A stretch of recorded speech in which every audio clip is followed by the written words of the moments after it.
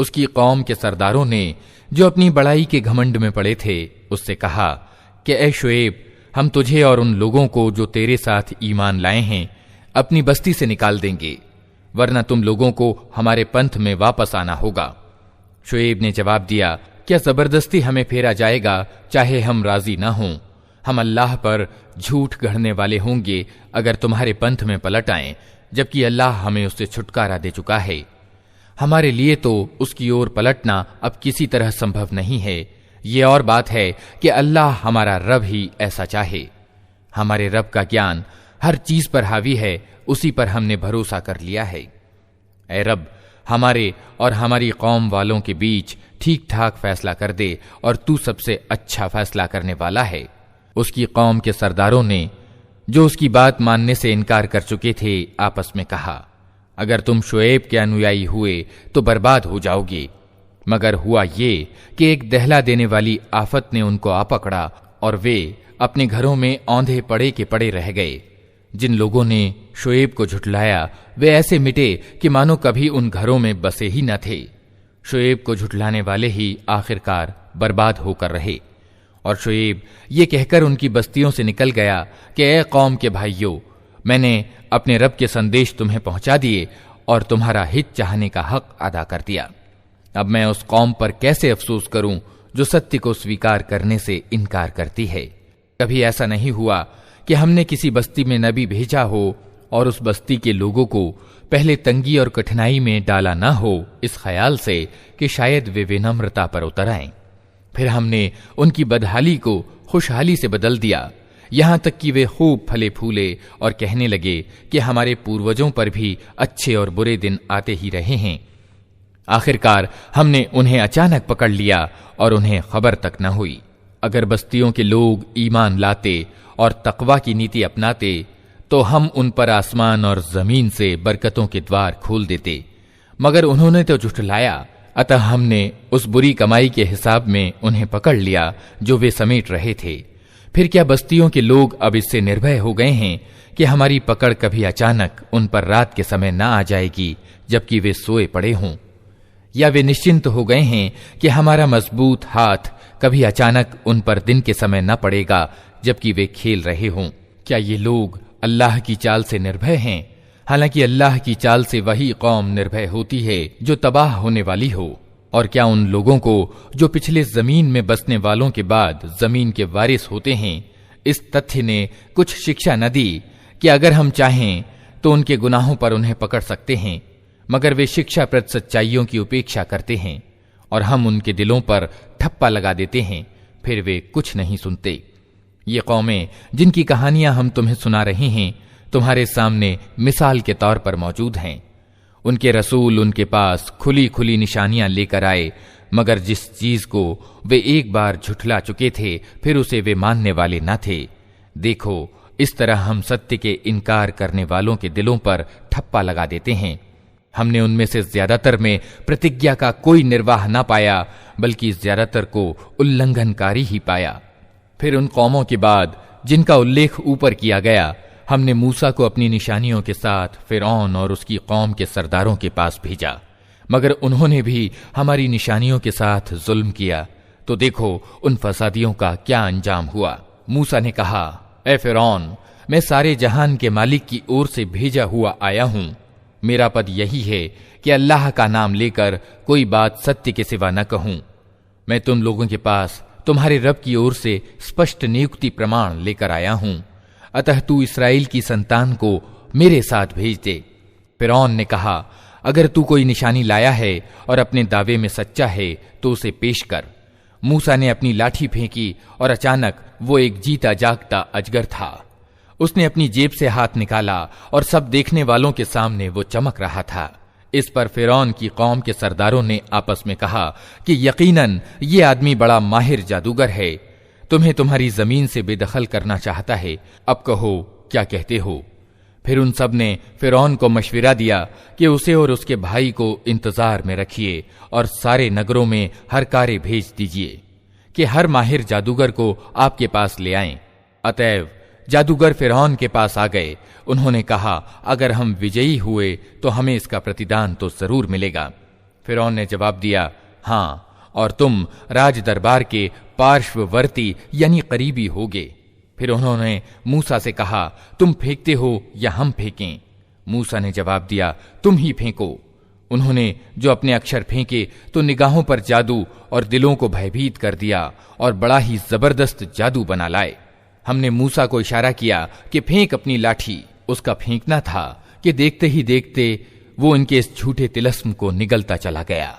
इस तरह जो सत्य था वो सिद्ध हुआ और जो कुछ उन्होंने बना रखा था वो मिथ्या होकर रह गया। फिरौन और उसके सभी साथी मुकाबले के मैदान में हार गए और विजयी होने के बदले उल्टे अपमानित हो गए। और जादूगरों का हाल ये हुआ कि मानो किसी चीज ने भीतर से उन्हें सजदे में गिरा दिया। कहने लगे, हमने मान लिया सारे जहान के रब को, उस रब को जिसे मूसा और हारून मानते हैं। फिरौन ने कहा, तुम उस पर ईमान ले आए इससे पहले कि मैं तुम्हें अनुमति दूं। यकीनन ही ये कोई खुफिया साजिश थी जो तुम लोगों ने इस राजधानी में की ताकि इसके मालिकों को सत्ता से हटा दो। अच्छा, तो इसका नतीजा अब तुम्हें मालूम हुआ जाता है। मैं तुम्हारे हाथ पांव उल्टी दिशाओं से कटवा दूंगा और इसके बाद तुम सबको सूली पर चढ़ाऊंगा। उन्होंने जवाब दिया, हर हाल में हमें पलटना अपने रब ही की ओर है। तू जिस बात का हमसे बदला लेना चाहता है वो इसके सिवा कुछ नहीं कि हमारे रब की निशानियां जब हमारे सामने आ गईं तो हमने उन्हें मान लिया। ऐ रब, हम पर सब्र उंडेल दे और हमें दुनिया से उठा तो इस हाल में कि हम तेरे आज्ञाकारी हों। फिरौन ने उसकी कौम के सरदारों से कहा, क्या तू मूसा और उसकी कौम को यूं ही छोड़ देगा कि देश में बिगाड़ फैलाएं और वे तेरी और तेरे पूज्य प्रभुओं की बंदगी छोड़ बैठें? फिरौन ने जवाब दिया, मैं उनके बेटों को कत्ल कराऊंगा और उनकी औरतों को जीता रहने दूंगा। हमारी सत्ता की पकड़ उन पर मजबूत है। मूसा ने अपनी कौम से कहा, अल्लाह से मदद मांगो और सब्र करो। जमीन अल्लाह की है, अपने बंदों में से जिसको चाहता है उसका वारिस बना देता है और आखिरी कामयाबी उन्हीं के लिए है जो उससे डरते हुए काम करें। उसकी कौम के लोगों ने कहा, तेरे आने से पहले भी हम सताए जाते थे और अब तेरे आने पर भी सताए जा रहे हैं। उसने जवाब दिया, करीब है वो समय कि तुम्हारा रब तुम्हारे दुश्मन को तबाह कर दे और तुमको जमीन में अधिकारी यानी खलीफा बनाए, फिर देखे कि तुम कैसे कर्म करते हो। हमने फिरौन के लोगों को कई साल तक अकाल और उपज की कमी की हालत में रखा कि शायद उनको होश आए, मगर उनकी हालत ये थी कि जब अच्छा समय आता तो कहते कि हम इसी के अधिकारी हैं और जब बुरा समय आता तो मूसा और उसके साथियों को अपने लिए अपशकुन ठहराते। हालांकि वास्तव में उनका अपशकुन तो अल्लाह के पास था, मगर उनमें से ज्यादातर ज्ञानहीन थे।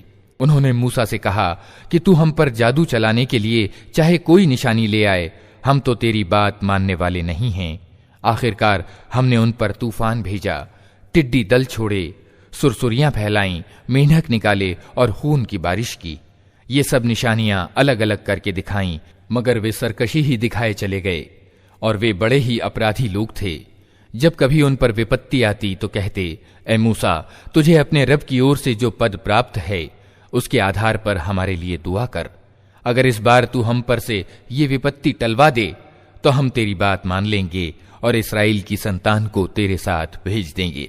मगर जब हम उन पर से अपना अजाब एक नियत समय तक के लिए, जिस तक हर हाल में वे पहुंचने वाले थे, हटा लेते तो वे एकदम अपनी प्रतिज्ञा से फिर जाते। तब हमने उनसे बदला लिया और उन्हें समुद्र में डुबा दिया, क्योंकि उन्होंने हमारी निशानियों को झुठलाया था और उनसे बेपरवाह हो गए थे। और उनकी जगह हमने उन लोगों को जो कमजोर बनाकर रखे गए थे उस भूभाग के पूरब और पश्चिम का उत्तराधिकारी बना दिया जिसे हमने बरकतों से मालामाल किया था। इस तरह इस्राएल की संतान के प्रति तेरे रब का अच्छा वादा पूरा हुआ, क्योंकि उन्होंने सब्र से काम लिया था और हमने फिरौन और उसकी कौम का वो सब कुछ बर्बाद कर दिया जो वे बनाते और चढ़ाते थे। इस्राएलियों को हमने समुद्र से पार करा दिया। फिर वे चले और रास्ते में एक ऐसी कौम के पास से होकर गए जो अपनी कुछ मूर्तियों की भक्त बनी हुई थी। कहने लगे, ए मूसा, हमारे लिए भी कोई ऐसा ही पूज्य बना दे जैसे कि इन लोगों के पूज्य हैं। मूसा ने कहा, तुम लोग बड़ी नादानी की बातें करते हो। ये लोग जिस तरीके का पालन कर रहे हैं वो तो बर्बाद होने वाला है, और जो कर्म वे कर रहे हैं वो सर्वथा व्यर्थ है। फिर मूसा ने कहा, क्या मैं अल्लाह के सिवा कोई पूज्य तुम्हारे लिए तलाश करूं? हालांकि वो अल्लाह ही है जिसने तुम्हें दुनिया भर की कौमों के मुकाबले में श्रेष्ठता प्रदान की है।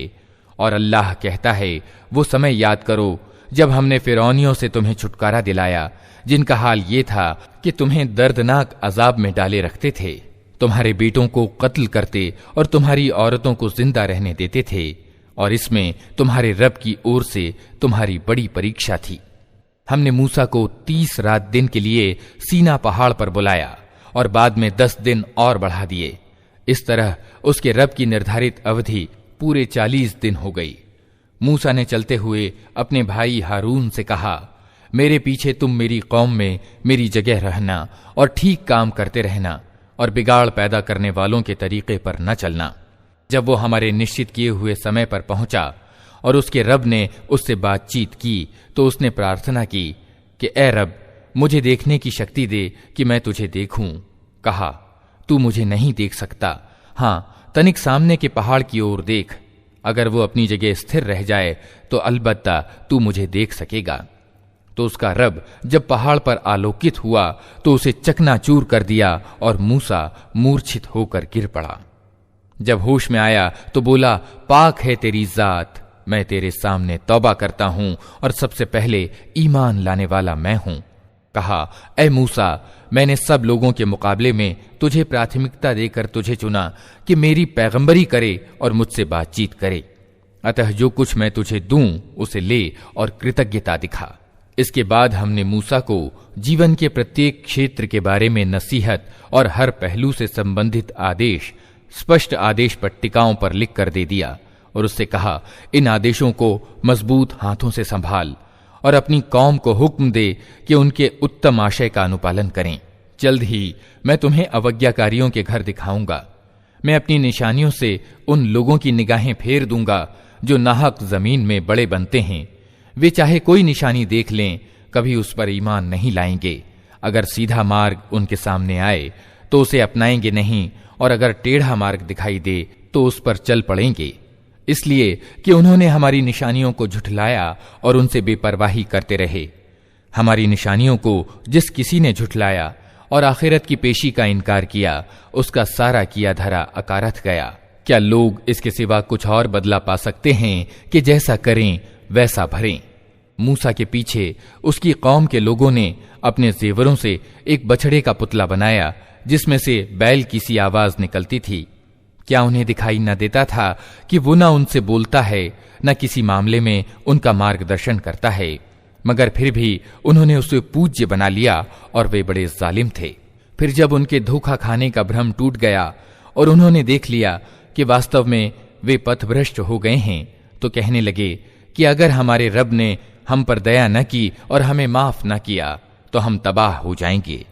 उधर से मूसा क्रोध और दुख से भरा हुआ अपनी कौम की ओर पलटा। आते ही उसने कहा, बहुत बुरा उत्तराधिकार निभाया तुम लोगों ने मेरे पीछे। क्या तुम इतना भी सब्र से काम न ले सके कि अपने रब के आदेश का इंतजार कर लेते? और तख्तियां फेंक दी और अपने भाई हारून के सिर के बाल पकड़कर उसे खींचा। हारून ने कहा, ए मेरी मां के बेटे, इन लोगों ने मुझे दबा लिया और करीब था कि मुझे मार डालते, अतः तू दुश्मनों को मुझ पर हंसने का मौका न दे और इस जालिम गिरोह के साथ मुझे सम्मिलित न कर। तब मूसा ने कहा, ए रब, मुझे और मेरे भाई को माफ कर और हमें अपनी दयालुता में दाखिल कर, तू सबसे बढ़कर दयावान है। जवाब में कहा गया कि जिन लोगों ने बछड़े को पूज्य बनाया वे जरूर अपने रब के गजब में गिरफ्तार होकर रहेंगे और दुनिया की जिंदगी में अपमानित होंगे। झूठ गढ़ने वालों को हम ऐसी ही सजा देते हैं, और जो लोग बुरे कर्म करें फिर तौबा कर लें और ईमान ले आएं तो यकीनन इस तौबा और ईमान के बाद तेरा रब माफ करने वाला और दयावान है। फिर जब मूसा का गुस्सा ठंडा हुआ तो उसने उन तख्तियों को उठा लिया जिनके लेख में मार्गदर्शन और दयालुता थी उन लोगों के लिए जो अपने रब से डरते हैं, और उसने अपनी कौम के 70 आदमियों को चुना ताकि वे उसके साथ हमारे नियत किए हुए समय पर हाजिर हों। जब उन लोगों को एक प्रचंड भूकंप ने आ पकड़ा तो मूसा ने निवेदन किया, ए मेरे सरकार, आप चाहते तो पहले ही इनको और मुझे तबाह कर सकते थे। क्या आप उस अपराध में जो हम में से कुछ नादानों ने किया था, हम सबको तबाह कर देंगे? ये तो आपकी डाली हुई एक परीक्षा थी, जिसके द्वारा आप जिसे चाहते हैं गुमराही में डाल देते हैं और जिसे चाहते हैं राह पर लगा देते हैं। हमारे सरपरस्त तो आप ही हैं, अतः हमें माफ कर दीजिए और हम पर दया कीजिए। आप सबसे बढ़कर माफ करने वाले हैं। और हमारे लिए इस दुनिया की भलाई भी लिख दीजिए और आखिरत की भी, हम आपकी ओर पलट आए। जवाब में कहा गया, सजा तो मैं जिसे चाहता हूं देता हूं, मगर मेरी दयालुता हर चीज पर छाई हुई है और उसे मैं उन लोगों के हक में लिखूंगा जो नाफरमानी से बचेंगे, ज़कात देंगे और मेरी आयतों पर ईमान लाएंगे। अतः आज ये दयालुता उन लोगों का हिस्सा है जो इस पैगंबर उम्मी नबी का अनुसरण करें, जिसका जिक्र उन्हें अपने यहाँ तौरात और इंजील में लिखा हुआ मिलता है। वो उन्हें नेकी का हुक्म देता है, बुराई से रोकता है, उनके लिए पाक चीजें हलाल और नापाक चीजें हराम करता है और उन पर से वो बोझ उतारता है जो उन पर लदे हुए थे और वे बंधन खोलता है जिनमें वे जकड़े हुए थे। अतः जो लोग इस पर ईमान लाएं और इसकी सहायता और समर्थन करें और उस प्रकाश का अनुसरण ग्रहण करें जो इसके साथ अवतरित हुआ है, वही सफल होने वाले हैं। ए नबी मोहम्मद, कहो, ए इंसानों, मैं तुम सब की ओर उस अल्लाह का पैगंबर हूं जो जमीन और आसमानों की बादशाही का मालिक है। उसके सिवा कोई ईश्वर नहीं है। वही जिंदगी प्रदान करता है और वही मौत देता है। अतः ईमान लाओ अल्लाह पर और उसके भेजे हुए उम्मी नबी पर जो अल्लाह और उसके आदेशों को मानता है, और उसके अनुयायी बनो। उम्मीद है तुम सीधा मार्ग पालोगे। मूसा की कौम में एक गिरोह ऐसा भी था जो हक के अनुसार मार्ग दिखाता और हक ही के अनुसार इंसाफ करता था। और हमने उस कौम को 12 घरानों में बांट करके उन्हें स्थायी गिरोहों का रूप दे दिया था। और जब मूसा से उसकी कौम ने पानी मांगा तो हमने उसको इशारा किया कि अमुक चट्टान पर अपनी लाठी मारो, तो उस चट्टान से यकायक 12 स्रोत फूट निकले और हर गिरोह ने अपने पानी लेने की जगह निश्चित कर ली। हमने उन पर बादल की छाया की और उन पर मन्न और सलवा उतारा। खाओ वे पाक भली चीजें जो हमने तुमको प्रदान की हैं। मगर इसके बाद उन्होंने जो कुछ किया तो हम पर जुल्म नहीं किया, बल्कि आप अपने ऊपर जुल्म करते रहे। याद करो वो समय जब उनसे कहा गया था कि इस बस्ती में जाकर बस जाओ और इसकी पैदावार से अपनी इच्छा अनुसार रोजी प्राप्त करो और हित्ततुन हित्ततुन कहते जाओ और शहर के दरवाजे में सजदा करते हुए दाखिल हो। हम तुम्हारी खताओं को माफ कर देंगे और उत्तम कारों को और भी ज्यादा देंगे।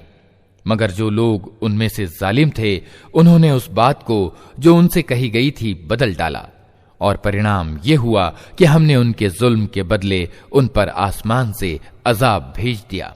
और तनिक इनसे उस बस्ती का हाल भी पूछो जो समुद्र के तट पर स्थित थी। उन्हें याद दिलाओ वो घटना कि वहां के लोग सब्त यानी सप्ताह के दिन ईश्वरीय आदेशों की अवहेलना करते थे, और ये कि मछलियां सब्त ही के दिन उभर उभर कर सतह पर उनके सामने आती थीं और सब्त के सिवा बाकी दिनों में नहीं आती थीं। ये इसलिए होता था कि हम उनकी अवज्ञाओं के कारण उनको परीक्षा में डाल रहे थे। और उन्हें ये भी याद दिलाओ कि जब उनमें से एक गिरोह ने दूसरे गिरोह से कहा था कि तुम ऐसे लोगों को क्यों नसीहत करते हो जिन्हें अल्लाह तबाह करने वाला या सख्त सजा देने वाला है, तो उन्होंने जवाब दिया था कि हम ये सब कुछ तुम्हारे रब के सामने अपने आप को निरपराध सिद्ध करने के लिए करते हैं और इस उम्मीद पर करते हैं कि शायद ये लोग उसकी अवज्ञा से बचने लगें। आखिरकार जब वे उन आदेशों को बिल्कुल ही भूल गए जो उन्हें याद कराए गए थे, तो हमने उन लोगों को बचा लिया जो बुराई से रोकते थे, और हमने बाकी सब लोगों को जो जालिम थे उनकी अवज्ञाओं पर भारी अजाब में पकड़ लिया। फिर जब वे पूरी सरकशी के साथ वही काम किए चले गए जिससे उन्हें रोका गया था, तो हमने कहा, बंदर हो जाओ, अपमानित और तिरस्कृत। और याद करो जबकि तुम्हारे रब ने घोषणा कर दी कि वो क़यामत के दिन तक लगातार ऐसे लोग इसराइलियों पर नियुक्त करता रहेगा जो इनको बहुत ही भारी अजाब देंगे। यकीनन तुम्हारा रब सजा देने में जल्दी करता है और यकीनन ही वो माफी और दया से भी काम लेने वाला है। हमने इनको जमीन में टुकड़े टुकड़े करके बहुत सी कौमों में बांट दिया।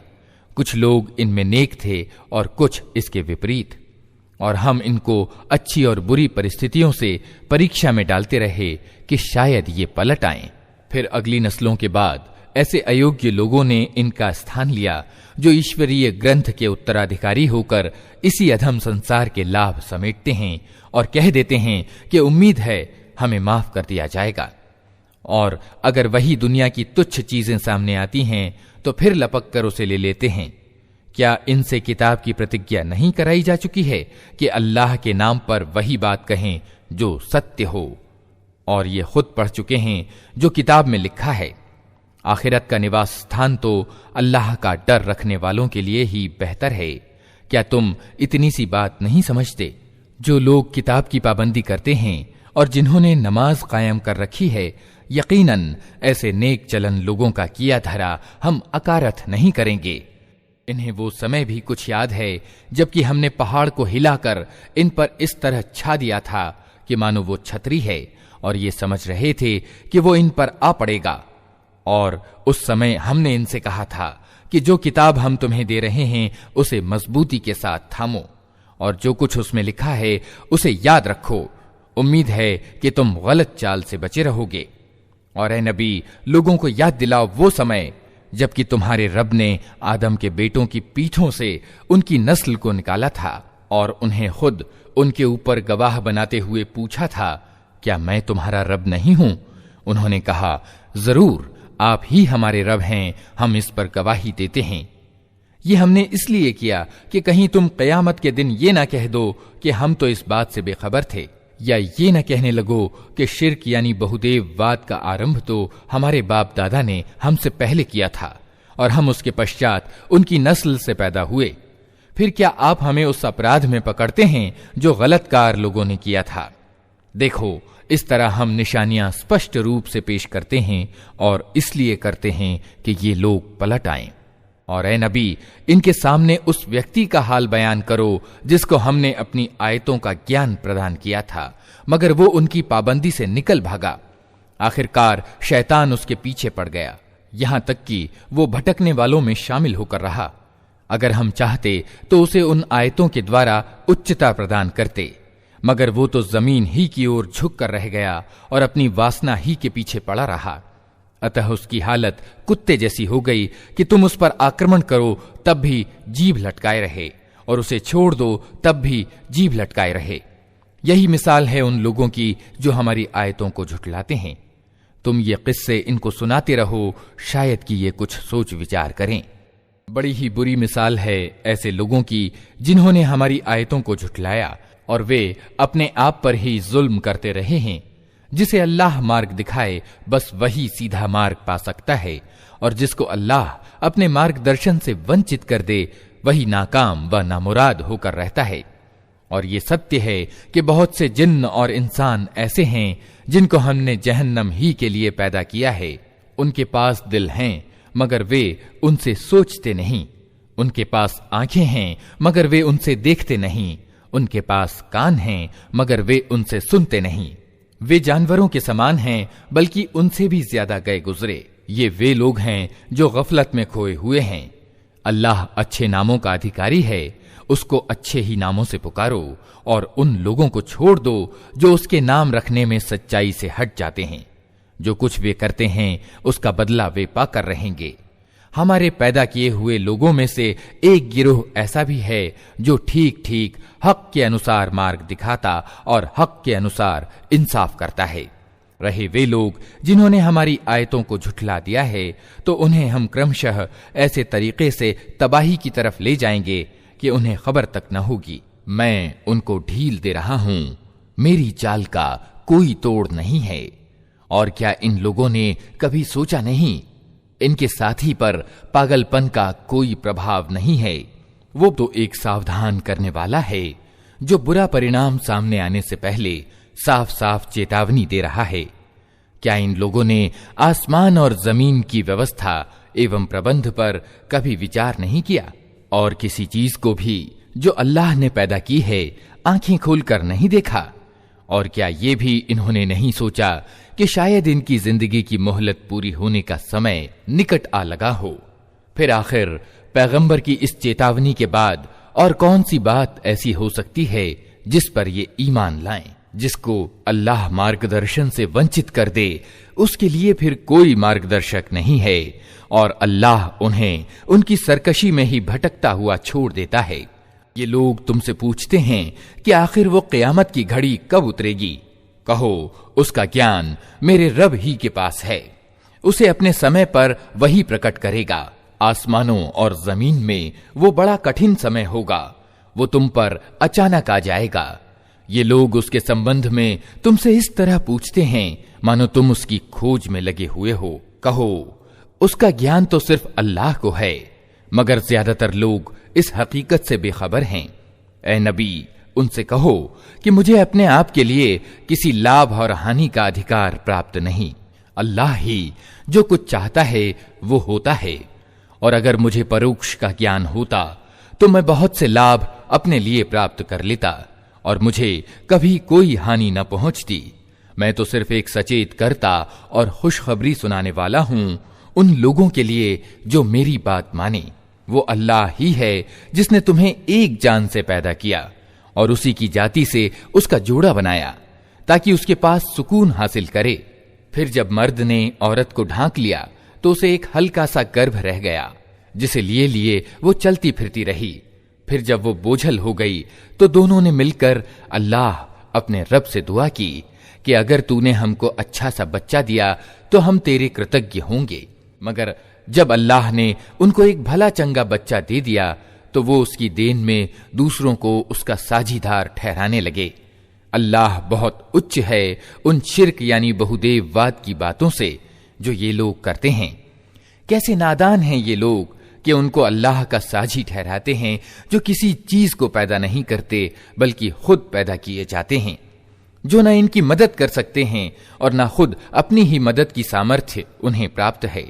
अगर तुम उन्हें सीधी राह पर आने का निमंत्रण दो तो वे तुम्हारे पीछे न आए।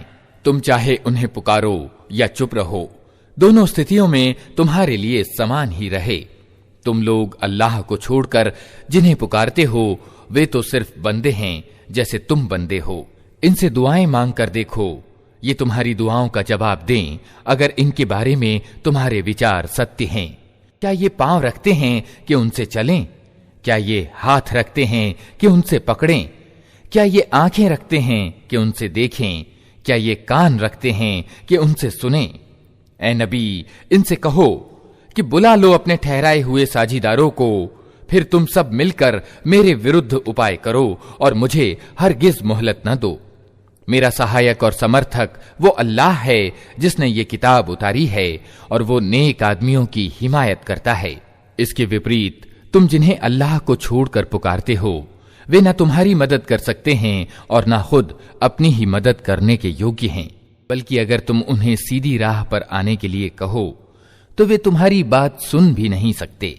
देखने में तुमको ऐसा दिख पड़ता है कि वे तुम्हारी ओर देख रहे हैं, मगर वास्तव में वे कुछ भी नहीं देखते। ए नबी, नरमी और माफ करने की नीति अपनाओ, भलाई के लिए कहते जाओ और जाहिलों से न उलझो। अगर कभी शैतान तुम्हें उकसाए तो अल्लाह की पनाह मांगो, वो सब कुछ सुनने वाला और जानने वाला है। वास्तव में जो लोग डर रखने वाले हैं उनका हाल तो ये होता है कि कभी शैतान के प्रभाव से कोई बुरा ख्याल अगर उन्हें छू भी जाता है तो फौरन चौकन्ने हो जाते हैं और फिर उन्हें साफ दिखाई देने लगता है कि उनके लिए उचित कार्य प्रणाली क्या है। रहे उनके अर्थात शैतानों के भाई बंधु तो वे उन्हें उनकी गुमराही में खींचे लिए चले जाते हैं और उन्हें भटकाने में कोई कमी नहीं करते। ए नबी, जब तुम इन लोगों के सामने कोई निशानी अर्थात चमत्कार प्रस्तुत नहीं करते तो ये कहते हैं कि तुमने अपने लिए कोई निशानी क्यों नहीं चुन ली। इनसे कहो, मैं तो सिर्फ उस प्रकाशना यानी वही का अनुसरण करता हूं जो मेरे रब ने मेरी ओर भेजी है।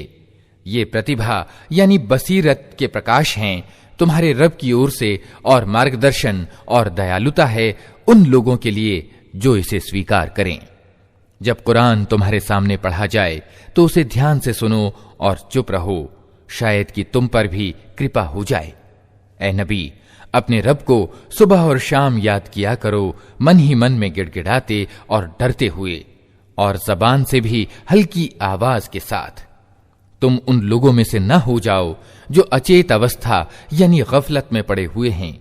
जिन फरिश्तों को तुम्हारे रब के यहां करीब होने का स्थान प्राप्त है, वे कभी अपनी बड़ाई के घमंड में आकर उसकी बंदगी और सेवा से मुंह नहीं मोड़ते, और उसका महिमा गान यानी तस्बीह करते हैं और उसके आगे झुके रहते हैं। अल्लाह के नाम से जो बड़ा ही मेहरबान और रहम करने वाला है।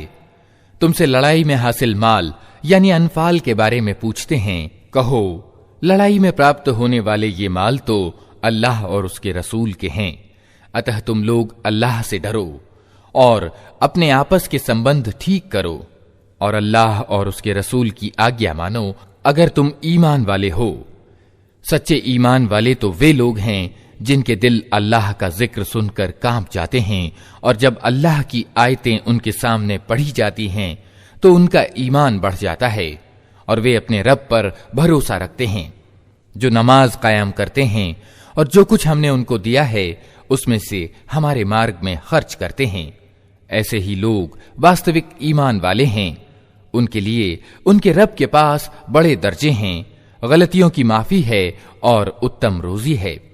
इस लड़ाई में हासिल माल के मामले में भी वैसी ही स्थिति सामने आ रही है जैसी उस समय सामने आई थी जबकि तेरा रब तुझे हक के साथ तेरे घर से निकाल लाया था, और ईमान वालों में से एक गिरोह को ये अप्रिय था।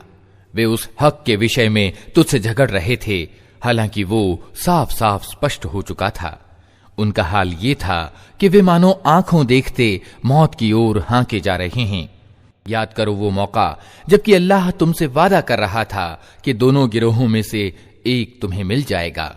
तुम चाहते थे कि कमजोर गिरोह तुम्हें मिले, मगर अल्लाह का इरादा ये था कि अपने वचनों से सत्य को सत्य कर दिखाए और अधर्मियों की जड़ काट दे, ताकि सत्य सत्य होकर रहे और असत्य असत्य होकर रह जाए, चाहे अपराधियों को ये कितना ही अप्रिय हो। और वो अवसर जबकि तुम अपने रब से फरियाद कर रहे थे, जवाब में उसने कहा कि मैं तुम्हारी सहायता के लिए लगातार 1000 फरिश्ते भेज रहा हूं। ये बात अल्लाह ने तुम्हें सिर्फ इसलिए बता दी कि तुम्हारे लिए शुभ सूचना हो और तुम्हारे दिल इससे संतुष्ट हो जाएं, वरना मदद तो जब भी होती है अल्लाह ही की ओर से होती है। यकीनन अल्लाह अत्यंत प्रभुत्वशाली और तत्वदर्शी है। और वो समय जबकि अल्लाह अपनी ओर से ऊंघ के रूप में तुम्हें निश्चिंतता और निर्भयता के मनोभाव से ढक रहा था, और आसमान से तुम्हारे ऊपर पानी बरसा रहा था ताकि तुम्हें पाक करे और तुमसे शैतान की डाली हुई गंदगी दूर करे और तुम्हारी हिम्मत बंधाए और इसके द्वारा तुम्हारे कदम जमा दे। और वो समय जबकि तुम्हारा रब फरिश्तों को इशारा कर रहा था कि मैं तुम्हारे साथ हूं, तुम ईमान वालों को जमाए रखो, मैं अभी इन अधर्मियों के दिलों में रोब डाले देता हूं, अतः तुम उनकी गर्दनों पर आघात और जोड़ जोड़ पर चोट लगाओ। ये इसलिए कि उन लोगों ने अल्लाह और उसके रसूल का मुकाबला किया, और जो अल्लाह और उसके रसूल का मुकाबला करे अल्लाह उसके लिए अत्यंत कड़ी पकड़ करने वाला है। यह है तुम लोगों की सजा, अब इसका मजा चखो। और तुम्हें मालूम हो कि सत्य का इनकार करने वालों के लिए दोज़ख का अजाब है। ऐ लोगों जो ईमान लाए हो, जब तुम्हारा एक सेना के रूप में अधर्मियों से मुकाबला हो तो उनके मुकाबले में पीठ न फेरो। जिसने ऐसे अवसर पर पीठ फेरी, ये और बात है कि युद्ध चाल के रूप में ऐसा करे या किसी दूसरी सेना से जा मिलने के लिए, तो वो अल्लाह के गजब में घिर जाएगा। उसका ठिकाना जहन्नम होगा और वो पलटने की बहुत बुरी जगह है। अतः तथ्य ये है कि तुमने उनको कत्ल नहीं किया, बल्कि अल्लाह ने उनको कत्ल किया। और ए नबी, तूने नहीं फेंका बल्कि अल्लाह ने फेंका। और ईमान वालों के हाथ जो इस कार्य में इस्तेमाल किए गए तो ये इसलिए था कि अल्लाह ईमान वालों को एक उत्तम परीक्षा से सफलतापूर्वक गुजार दे। यकीनन अल्लाह सुनने और जानने वाला है। ये मामला तो तुम्हारे साथ है, और अधर्मियों के साथ मामला ये है कि अल्लाह उनकी चालों को कमजोर करने वाला है। उन अधर्मियों से कह दो, अगर तुम फैसला चाहते थे तो लो, फैसला तुम्हारे सामने आ गया, अब बाज आ जाओ, तुम्हारे ही लिए अच्छा है, वरना फिर पलटकर इसी मूर्खता को दोहराओगे तो हम भी यही सजा दोबारा देंगे, और तुम्हारा जत्था चाहे वो कितना ही ज्यादा हो तुम्हारे कुछ काम न आ सकेगा। अल्लाह ईमान वालों के साथ है। ऐ लोगो जो ईमान लाए हो, अल्लाह और उसके रसूल की आज्ञा का पालन करो और आदेश सुनने के बाद उससे मुंह न फेरो। उन लोगों की तरह न हो जाओ जिन्होंने कहा कि हमने सुना, हालांकि वे नहीं सुनते। यकीनन अल्लाह की दृष्टि में अत्यंत बुरे किस्म के जानवर वे बहरे गूंगे लोग हैं जो बुद्धि से काम नहीं लेते। अगर अल्लाह को मालूम होता कि उनमें कुछ भी भलाई है तो वो अवश्य उन्हें सुनने का सौभाग्य प्रदान करता, लेकिन भलाई के बिना अगर वो उनको सुनवाता तो वे कतराते हुए मुंह फेर जाते। ऐ लोगो जो ईमान लाए हो, अल्लाह और उसके रसूल की पुकार को आगे बढ़कर स्वीकार करो, जबकि रसूल तुम्हें उस चीज की ओर बुलाए जो तुम्हें जिंदगी प्रदान करने वाली है, और जान रखो कि अल्लाह आदमी और उसके दिल के बीच आड़ है और उसी की ओर तुम समेटे जाओगे। और बचो उस फितने से जिसकी शामत विशेष रूप से सिर्फ उन्हीं लोगों तक सीमित न रहेगी जिन्होंने तुम में से पाप किया हो, और जान रखो कि अल्लाह कड़ी सजा देने वाला है। याद करो वो समय जबकि तुम थोड़े थे, धरती में तुमको कमजोर समझा जाता था, तुम डरते रहते थे कि कहीं लोग तुम्हें मिटा न दें। फिर अल्लाह ने तुम्हें पनाह लेने का स्थान जुटाया, अपनी मदद से तुम्हारे हाथ मजबूत किए और तुम्हें अच्छी रोजी पहुंचाई, शायद कि तुम कृतज्ञ बनो। ऐ लोगो जो ईमान लाए हो, जानते बूझते अल्लाह और उसके रसूल के साथ विश्वासघात न करो और अपनी अमानतों में गद्दारी के दोषी न बनो, और जान रखो कि तुम्हारे माल और तुम्हारी औलाद वास्तव में परीक्षा सामग्री हैं और अल्लाह के पास बदला देने के लिए बहुत कुछ है। ऐ लोगो जो ईमान लाए हो, अगर तुम अल्लाह से डरने की नीति अपनाओगे तो अल्लाह तुम्हारे लिए कसौटी जुटा देगा और तुम्हारी बुराइयों को तुमसे दूर करेगा और तुम्हारी गलतियां माफ करेगा। अल्लाह बड़ा अनुग्राहक है। वो समय भी याद करने के योग्य है जबकि सत्य का इनकार करने वाले तेरे विरुद्ध उपाय सोच रहे थे कि तुझे बंदी बना लें या कत्ल कर डालें या देश निकाला दे दें। वे अपनी चालें चल रहे थे और अल्लाह अपनी चाल चल रहा था, और अल्लाह सबसे अच्छी चाल चलने वाला है। जब उनको हमारी आयतें सुनाई जाती थीं तो कहते थे कि हाँ, सुन लिया हमने, हम चाहें तो ऐसी ही बातें हम भी बना सकते हैं। ये तो वही पुरानी कहानियां हैं जो पहले से लोग कहते चले आ रहे हैं। और वो बात भी याद है जो उन्होंने कही थी कि ए अल्लाह, अगर ये वास्तव में सत्य है तेरी ओर से तो हम पर आसमान से पत्थर बरसा दे या कोई दर्दनाक अजाब हम पर ले आ। उस समय तो अल्लाह उन पर अजाब उतारने वाला न था जबकि तू उनके बीच मौजूद था, और न अल्लाह का ये नियम है कि लोग क्षमा याचना कर रहे हों और वो उनको अजाब दे दे। लेकिन अब क्यों न वो उन पर अजाब उतारे जबकि वे प्रतिष्ठित मस्जिद यानी काबा का रास्ता रोक रहे हैं, हालांकि वे उस मस्जिद के उचित व्यवस्थापक नहीं हैं।